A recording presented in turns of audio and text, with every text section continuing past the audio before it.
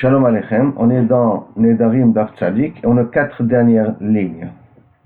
Amar Rabina il a dit Amar li Amimar, Achi Amar Abuch Mishme de Rav Papi, ainsi a dit ton père au nom de Rav Papi, Machloket be'afara, aval be'she'ela divrei akol mefer.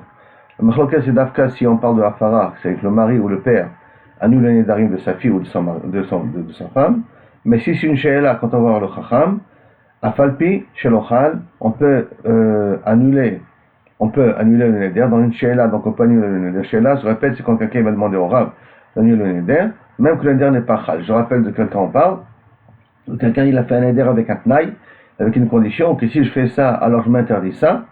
Il n'a pas encore fait, donc il ne s'est pas encore interdit. Est-ce qu'il peut annuler le neder avant que le neder se réalise, avant que les conditions du neder se réalisent? Alors, au nom de Rav Papi, dans le din de Hafara, que le père ou le mari, c'est une machloket. Par contre, dans le cas de She'ela, si c'est aller voir le Rav peut annuler le neder avant qu'il se réalise, uniquement par le fait que tu l'as pris sur toi et que tu as mis une condition pour qu'il se réalise. Et d'où il apprend ça? Tirti, parce que c'est marqué, Lo yachel devaro, ne rend pas chulin ta parole. Ta parole, ça veut dire que ça suffit uniquement de la parole, même si l'acte ne s'est pas encore fait, de l'ememra, de l'oavebema, c'est même s'il n'y a pas eu d'acte, il n'y a pas eu d'action encore, déjà j'ai la possibilité d'annuler mon éder. On pose la question, mais comment tu peux une chose pareille? Pourtant, kunam she'eni ne'ena le ploni. Quelqu'un qui fait un éder en disant kunam que je ne profiterai pas d'un tel, ou le mi she'eshael. Il faut changer la guerre un petit peu, she'eshael. Et aussi, ça veut dire que si je suis néna d'un tel, alors je m'interdirai aussi la personne à qui m'a annulé le neder. Le Mish et Shael, Allah, qui j'irai pour m'annuler le neder, je m'interdirai aussi de profiter de cette personne-là. Qu'est-ce qu'a dit la Mishnah? D'accord? Nish'al, à la Rishon, quand il veut annuler le neder, s'il veut l'annuler, d'abord il annule le premier, Hakar Nish'al à la Sheni, et après il annule le deuxième. Rappelons-nous que techniquement, si on regarde la Mishnah, le premier, c'est je m'interdis de profiter d'un tel. Le deuxième, je m'interdirai de profiter du Rav qui m'aura permis le neder. La Gemara demande, Amaï, pourquoi dire que le premier, c'est ce que j'ai dit au départ, celui que je me suis interdit, et le deuxième, c'est le mari, c'est le Rav qui m'a permis le neder.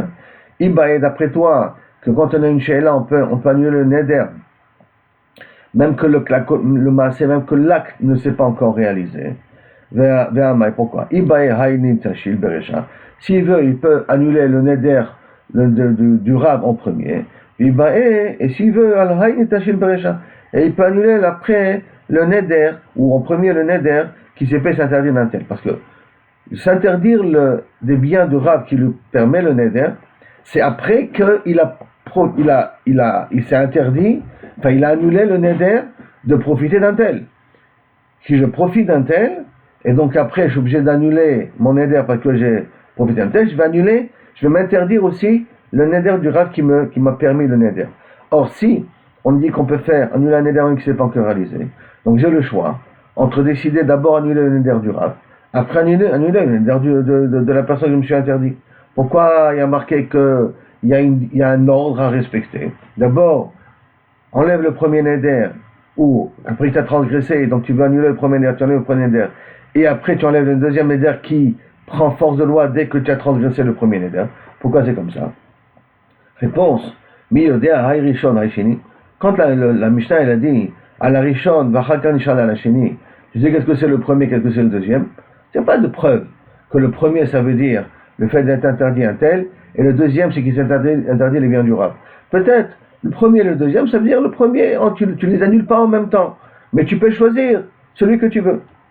La Gemara a dit, ok. Il m'a posé une question métive, et Kunam she'eni ne'ena, je jure de ne pas profiter d'un tel, et si je profite d'un tel, areni nazir, je deviens nazir. Donc je prends sur moi un éder de ne pas profiter d'un tel, et si je profite, je deviens nazir. Donc le nazir est conditionné à ce que j'ai profité de la personne en premier. L'ekshei sha'el alav, lorsque je vais devoir annuler le premier neder. Alors, Nish'al alav, l'ekshei sha'el alav, Nish'al al nidro, Hakach Nish'al al nizro. Qu'est-ce qu'il dit ici précisément? dans la Mishnah, hein, d'abord j'annule le premier neder, que j'ai dit je ne veux pas profiter d'un tel, et après je fais une sheila, j'annule le neder de Nézer, de Nazir. Donc il a dit Mefourach, Vachakar Nishal al Nizro. Donc on a gardé l'ordre, tel que ça a été dit. Moi je pose la question vers Amaï. Ibae al Nidro Nishil, Beresha, Ibae al Nizro Nishil Beresha. S'il veut, il peut annuler son neder, le neder qui va en premier, et après, et aussi il peut annuler le neder en premier, puisqu'on est parti du principe, d'après Rav Papi, que dans une sheila on peut choisir ce qu'on veut. Pourquoi dans la Mishnah il y a marqué d'abord tu annules ton neder d'avoir profité d'un tel, et après tu annules ton neder de Nézer? Réponse de la Gemara, Behemet Tiyufta. Ça c'est une question contre Rav Papi, et ça remet la question contre Rav Papi. Ça veut dire que la conclusion elle est que même dans une sheila, on ne peut pas annuler un neder tant qu'il ne s'est pas réalisé. En tout cas, ce n'est pas l'idée vraie à col. On peut dire que la même machloket qu'on a pour la hafara, c'est la même machloket qu'il y a pour sheila. Jusqu'à là, c'est Tsogia. Maintenant, la nouvelle Mishnah. Barishona Yomrim, au départ, il disait, ça veut dire avant qu'ils font une takana, trois femmes qui disent quelque chose, et bien qu'ils disent quelque chose, ça les impose à se séparer de leur mari, et avec tout ça, qu'elles se séparent de leur mari, elles ont le droit de recevoir la Ktuba. Ça ne nous empêche pas qu'elles reçoivent la Ktuba. Et lesquelles sont les trois femmes-là? Par exemple, Haomeret, Tmea Anilach. Moi, je suis Tmea. Donc, ça veut dire que Chadé Shalom, elle est partie avec quelqu'un d'autre. Shamaim Beni le Bencha, que le ciel est témoin entre toi et moi. Le ciel est témoin entre toi et moi que tu es impuissant. Ou que tu n'es pas, comme on va voir plus tard dans la Gemara, tu n'es pas yoré ta kachetz. Ça ne sort pas avec la puissance que ça a besoin de sortir. Pour qu'elle puisse tomber enceinte. Parce que si c'est pas yoré kachetz, pendant qu'ils font la mitzvah, alors théoriquement, le zera n'est pas fertile. Pour que ça soit fertile, il faut qu'il ait une puissance pour être yoré par kachetz. Ou il n'arrivera pas, s'il n'est pas yoré kachetz, il ne pourra pas arriver jusqu'à l'utérus pour pouvoir la rendre féconde. Donc, Shamaim Beni le Bencha, j'amène le ciel comme témoin entre toi et moi, que Kaviachol, tu es, je vais dire le mot impuissant.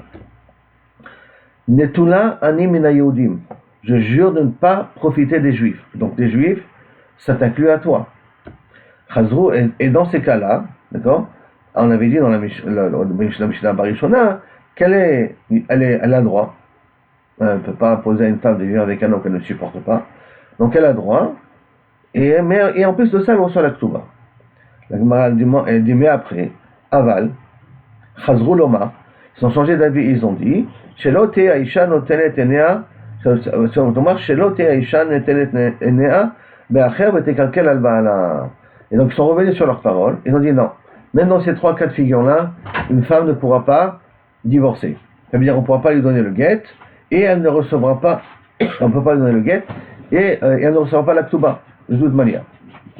Pourquoi? Parce qu'on a peur que Enea, notenet be'acher, en vérité, elle a l'intention de se remarier avec quelqu'un d'autre. Elle a vu quelqu'un, elle a fait une nouvelle relation malheureusement avec quelqu'un d'autre, mais comment elle veut sortir de son mari? Alors elle lui a inventé l'histoire. Je suis interdite, ou tu es impuissant, ou je jure de ne plus profiter des gens dans le monde. Donc, Enea be'acher, ou mekalkelet al ba'ala. On mérite Tmeani lecha. Donc, qu'est-ce qu'elle fait dans un cas pareil? Sauf. Elle a dit qu'elle était Tmea, qu'elle a trompé son mari. Donc, on lui dit, Tavira, prouve, il n'y a pas de problème. Tu veux? Prouve. D'accord? Tu prouves, on est d'accord. On est donc Tzadik Bet, Amoud Bet dans la Mishnah. Hashamay Beni le Bencha, qu'est-ce qu'on fait dans un cas pareil? Il y a un sou derrière Bakasha, qu'il demande au mari, essaie de la dédommager avec des cadeaux, avec un repas, essaie de faire, parce qu'elle n'est pas Metsuva d'avoir des enfants. Comme elle n'est pas Metsuva d'avoir des enfants, donc essaye d'être un peu plus clément envers elle. Peut-être elle acceptera de vivre avec toi. Maintenant, une femme qui veut avoir des enfants, on lui donnera le guet à une condition, qu'elle dit la raison pourquoi elle veut avoir des enfants. Si elle dit la raison pourquoi elle veut avoir des enfants parce qu'elle veut avoir des enfants, ce n'est pas une raison suffisante parce qu'elle n'est pas Metsuva d'avoir des enfants. Si elle dit je veux avoir des enfants parce que je veux qu'à ma vieillesse quelqu'un s'occupe de moi, ça c'est une raison valable. Parce qu'elle a le droit d'avoir quelqu'un qui s'occupe d'elle pendant qu'elle est vieille. Donc comme c'est ça une raison valable, dans un cas pareil, on lui donne le guet. Ça veut dire que là on parle dans un cas qu'elle n'a pas dit je veux avoir des enfants parce que je veux quelqu'un qui s'occupe de moi dans ma vieillesse. Et quand elle dit Netula Nimina Yehudim, je jure que aucun juif ne profite de moi. A priori, aucun juif ne profite d'elle, elle ne peut pas se remarier avec quelqu'un d'autre. Le Cholofen, c'est toujours des derniers narim qui sont Beno les Bena.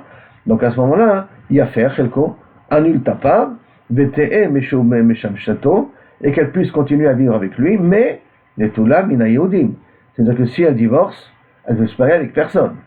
La seule personne avec laquelle elle pourra vivre, c'est cet homme-là. La Gemara maintenant. Iba Yaleo. La Gemara a posé la question. Amra, elle a dit à son mari, Tmeani. Je suis Tmea. Alors on a dit que dans la Mishnah Harona, elle continue à vivre avec lui. D'accord? Et on ne la croit pas de peur qu'elle a eu des idées de divorcer. Donc elle est Tmeani, Maouche et Tochal Betrouma. Elle est Kohenet. Enfin, elle est mariée avec un Kohen. Est-ce que malgré tout elle peut manger la Trouma? Elle reste avec son mari. Mais est-ce que malgré tout elle peut manger de la Trouma? Hein? J'ai dit oui, elle peut continuer à manger. Pourquoi?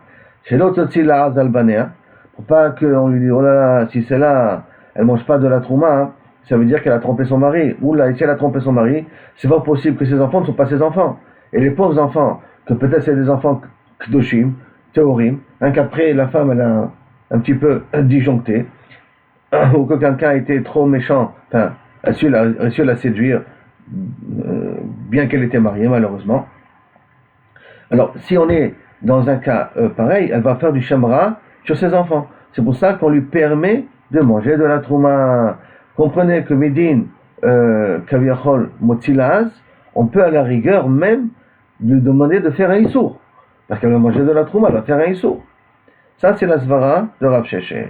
Par contre Rava Amar Ena Ochelet, et c'est comme ça la halacha, elle ne mangera pas de trouma. Pourquoi? Hein? Ah, peut-être au tilas? Non. Efshar d'achla choulin. Elle n'est pas obligée de manger de la trouma. Elle peut manger choulin. Le Kohen, il peut acheter du choulin. Il n'a pas que de la trouma à la maison. Efshar d'achla choulin. Comme on a une solution, on n'est pas obligé de l'amener à potentiellement manger un issou. Amar Rava, et Rava lui-même, il dit, ou modé Rav Sheshet. Par contre, Rav Sheshet est d'accord avec moi. Chez Im Litarmela, si elle est devenue maintenant veuve, Ena Ochelet Mide. Et non, chez Naochelet, elle mange rien, elle ne mangera pas de la trouma, elle ne mangera pas du tout de la trouma. La Gemara demande, Mideruta Ama, et la Meshum Soti la Azalbanea, on a déjà dit que toute la raison, de peur qu'elle va sortir là sur ses enfants. Donc même quand elle est veuve, et que théoriquement, bisroute ses enfants, elle peut continuer à manger la trouma. On a dit qu'une femme d'un Kohen, tant qu'elle a des enfants Kohanim, puisque c'est les enfants de son mari Kohen, elle peut continuer à manger de la trouma. Et là, elle ne mange pas de la trouma. Ça veut dire qu'ils ont dit, oh là, c'est qu'il y a un problème avec ses enfants, c'est peut-être que ses enfants ne sont pas de vrais Kohanim. Tu as aussi Motila Azalbanea. Hein? Motila Azalbanea. La réponse d'Agmara, hein? Nitarmela Venigarsha, Amre Ashta d'Etnissa. Non, dans le cas de Nitarmela Venigarsha, on peut dire que les gens diront plus précisément, maintenant elle a été violée. Maintenant elle a été interdite. Tant qu'elle a été vivée sur son mari, il n'y a pas eu de problème. Elle a divorcé, quelqu'un il a fait quelque chose qu'il ne fallait pas faire avec elle. Alors là, à ce moment-là, et c'est la raison pour laquelle elle ne mange pas de la trouma, donc c'est plus un laz sur ses enfants. Parce que les gens, quand même, peuvent trouver un genre de kavzechut en disant que ça s'est passé après le divorce, ou après son mari niftar. Amar Papa, il a dit, Badiklan Rava. Une fois Rava a voulu nous mettre à l'épreuve. Il nous a posé une question, pour voir qu'on est assez fin et qu'on se rappelle bien les Mishnayot. Il a posé la question suivante. Eshet Kohen chez Nensa. Une Eshet Kohen qui a été violée. Maintenant, rappelons-nous, une Eshet Kohen qui a été violée, elle n'a plus le droit de vivre avec son mari, d'accord? Eshet Kohen chez Nensa. Yesh la Ktuba ou En la Ktuba. Est-ce qu'elle a le droit de recevoir la Ktuba ou pas? Ou elle n'a pas le droit de recevoir la Ktuba? Pourquoi? Kevan de Ones legabe Kohen keratson. Puisque pour une bat Kohen, pour une femme d'un Kohen, Eshet Kohen, si elle a été violée contre sa volonté, bien entendu, le viol c'est contre sa volonté, c'est comme un Israël qui a fait, une femme bat Israël qui a fait exprès. Ça veut dire que c'est quoi? C'est comme, bien sûr, elle n'était pas consentante, mais les conséquences sont les mêmes. C'est dans les deux cas de figure, il faut divorcer. Une bat Kohen qui a été violée et une bat Israël qui a fait Beratson, qui a fait intentionnellement, dans les deux cas on doit divorcer. D'accord? Donc Keratson, les gabé Israël, damé, donc elle ressemble à Israël. Et comme dans le cas d'un Israël d'une femme qui a fait exprès de tromper son mari, en la Ktuba, donc celle-là aussi, en la Ktuba, ou Dilma, ou peut-être, Matzé Amrale, elle peut lui dire, Anna Chazina, moi je suis là, moi j'ai rien fait de grave, hein, moi je suis là, C'est pas que Kaviachol. De Gabrahu, de l'Irsafa Sadeu. C'est mon mari que son mazal a été causé. L'Irsafa Sadeu, son champ il a été brûlé. C'est son mazal qui a causé ce que ça a causé. Mais moi j'ai rien fait, puisque j'ai été violé. On lui a répondu, donc on a commencé de tzaddik là-dessus, on lui a répondu, Matetini, c'est une Mishnah Meforachet. Comment ça? Haomeret mea anilecha, comme on l'a vu dans le Mishnah chez nous, une femme qui dit à son mari, je t'ai trompé, Yesh la ktuba, elle a une ktuba, attends, Tmea anilecha, je t'ai trompé, donc je suis interdite à toi, et elle a la ktuba, il me demande, de Mayaskina, dans quel cas de figure on parle? Elima Beshet Israël, si tu parles de la femme d'un ben Israël, Iberatzon, si elle a fait ça exprès, Kloub Yesh la ktuba, est-ce que Bichla a une ktuba? Une femme qui intentionnellement trompe son mari, elle a tout perdu, est-ce que Bichla a une ktuba? Puis Ibeones, et si elle fait ça, Kaviachol Beones, sans faire exprès, ça veut dire, Kamitzeral Gavra, est-ce qu'elle est interdite à son mari? Elle n'est pas interdite à son mari. Une bat Israël, malheureusement, qui a été violée, elle n'est pas interdite à son mari. Donc, il n'y a pas de tridouche qu'elle reçoit la ktuba. Et là, tu vas me dire, Béchet Cohen. Et là-bas, qu'on parle de deuxième cas de figure, la femme d'un Cohen. Iberatson, si elle a fait ça exprès, tout Béchet la ktuba. Est-ce que Michael a une ktuba? C'est comme une bat Israël qui a fait Bektuba. Comme une Israël qui a fait Beratson, elle n'a pas de ktuba, c'est la même chose. Migara Béchet Israël, elle n'est pas moins qu'une bat Israël, qu'une Béchet Israël, la femme d'un Israël. Beratson qui a fait exprès, qu'elle n'a pas de ktuba. Et là, Béones. Et là, Vadaï qu'on parle que c'est une bat une Échet Cohen qui a été violée. Vekatani, Yesh la ktuba. Et il y a marqué le fourrage qu'elle a la ktuba. Donc, une Échet Cohen qui a été violée ne ressemble pas, Kaviachol, à une. Ne ressemble pas, excusez-moi, elle a droit à la ktuba. Ça ne ressemble pas à Israël, une Échet d'Israël qui a fait exprès. Il m'a dit, il m'a posé la question suivante. Amra le Baala Gerashtani.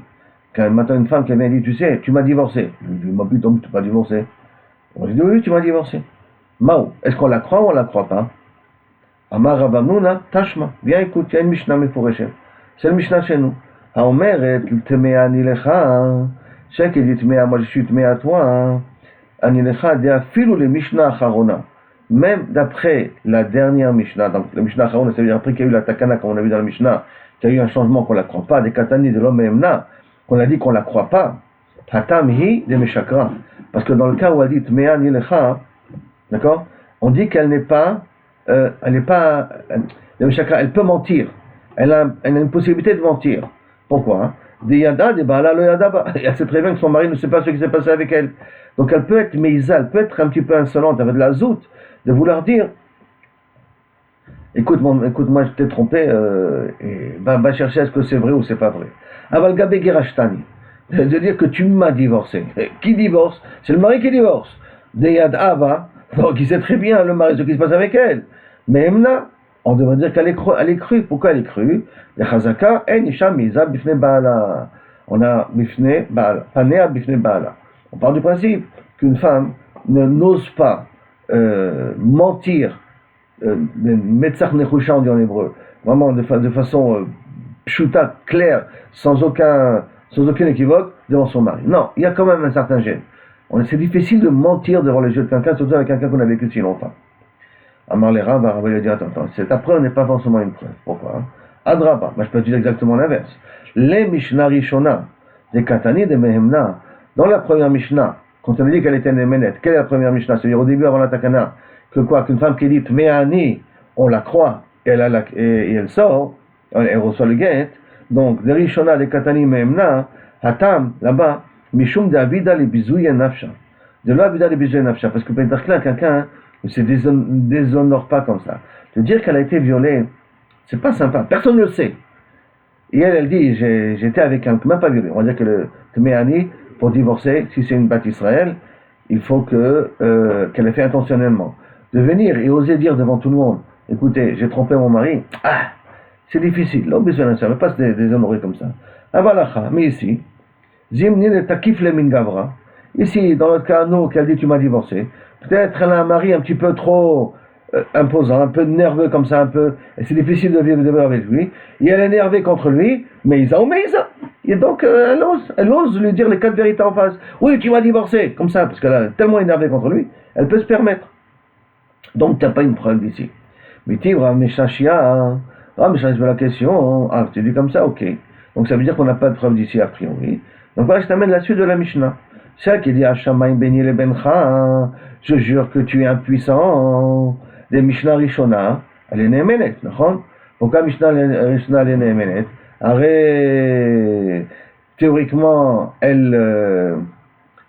son mari, il est au courant de ce qui se passe. Et si son mari est au courant de ce qui se passe, donc comment elle peut dire une chose pareille que tu es impuissant?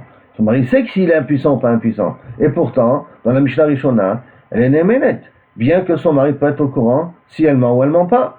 Donc, le fait que son mari soit au courant, ce n'est pas une raison de dire que elle n'est pas Nehemenet. C'est-à-dire que c'est pas une raison, Kaviachol, de dire qu'elle est Nehemenet. Excusez-moi, c'est dire qu'elle est Nehemenet, je reprends.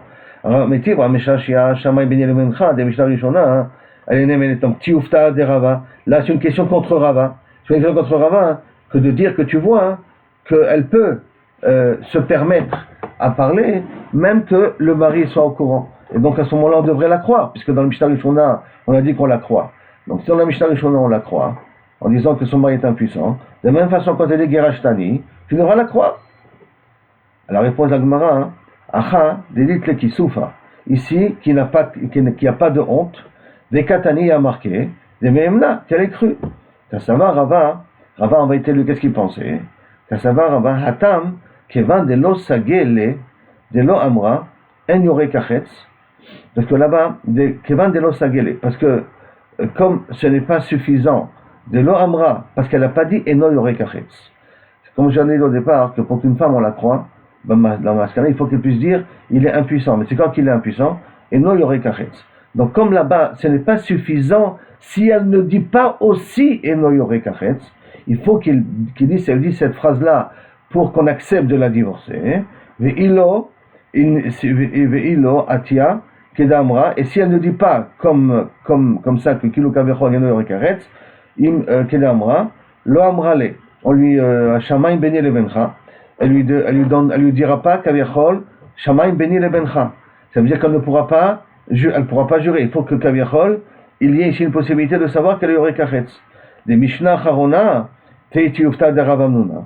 Ah, alors si c'est comme ça, que la Mishnah Charona, ce soit une kushia contre Rav Hamnuna, on reprend que Kaviachol, c'est Rav Hamnuna qui avait dit que Meïza, que Kaviachol, une femme, elle n'est pas Meïza bifne Baala. Hein? Et si une femme elle n'est pas Meïza bifne Baala, alors à ce moment-là, comment tu peux me dire ici que tu vois elle dit à son mari Ena yore kachetz, et dans la Mishnah Charona, on ne lui donne pas de peur qu'elle va mentir.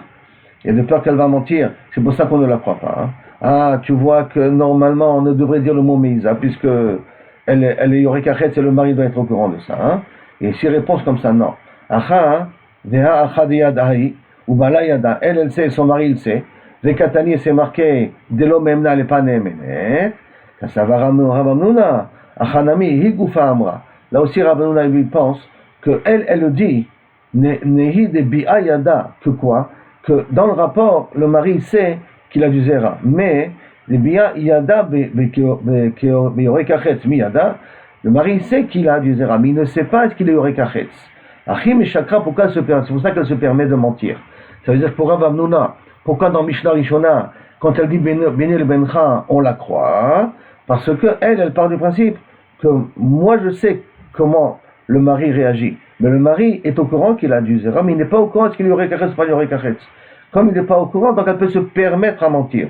C'est pour ça que dans Mishnah Rishona, d'après Rav Hamnuna, elle se permet kaviachol de dire, et c'est pour cela que Bassof, on ne la croit pas. Ça veut dire que dans la Mishnah Charona, on ne la croit pas, parce qu'elle peut se permettre de mentir. Maintenant, dans la Mishnah Rishona, là-bas, parce que de l'eau sagele, de l'amra, en yorekachetz, parce que normalement, c'est qu'il souffre, il y a une honte, d'accord? C'est quand même une honte de dire des choses qui sont intimes. Comme c'est une honte de choses qui sont intimes, c'est pour ça que pour Rava, Kavechol, la Recha n'est pas forcément une kushia. Et la Seifa, pour Rav Hamnuna, ce n'est pas une kushia. Pourquoi? Parce qu'elle croit, ou elle se permet de dire, parce qu'elle part du principe que le mari n'est pas au courant exactement ce qui se passe chez lui.